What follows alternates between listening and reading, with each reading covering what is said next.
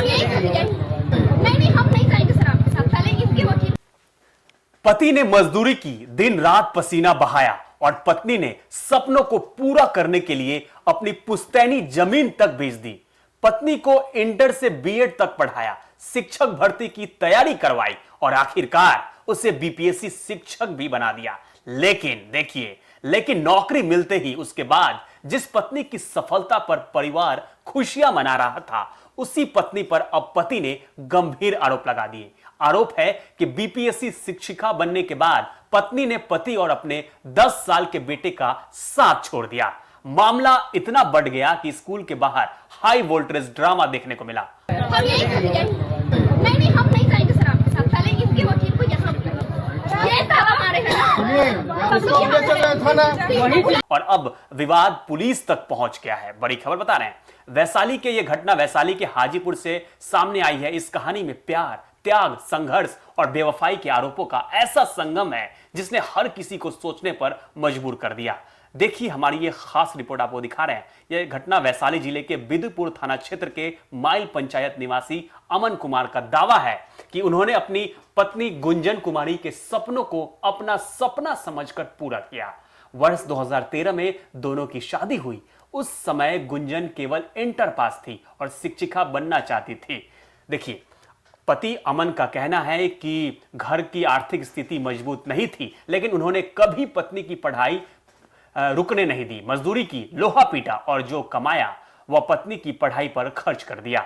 अमन के मुताबिक वर्ष 2022 में उन्होंने अपनी पत्नी को 1.5 कट्ठा पुश्तैनी जमीन तक बेच दी ताकि पत्नी की पढ़ाई और प्रतियोगी परीक्षा की तैयारी का खर्च उठाया जा सके।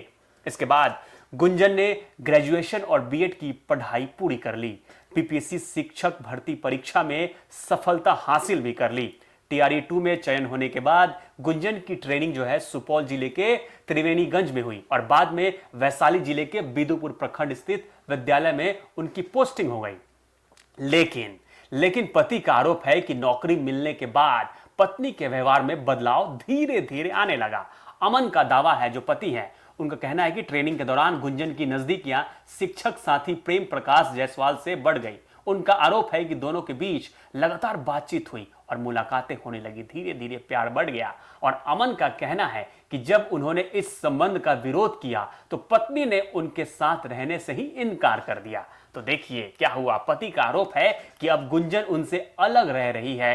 अमन का दावा है कि 25 मई को उन्हें सूचना मिली थी कि उनकी पत्नी अपने कथित प्रेमी के साथ किराए के मकान में मौजूद है। इसके बाद वह मौके पर पहुंचे और पुलिस को भी सूचना दी। इस दौरान मौके पर लोगों की भीड़ जुट गई और फिर क्या था, काफी देर तक हंगामा की स्थिति बनी रही।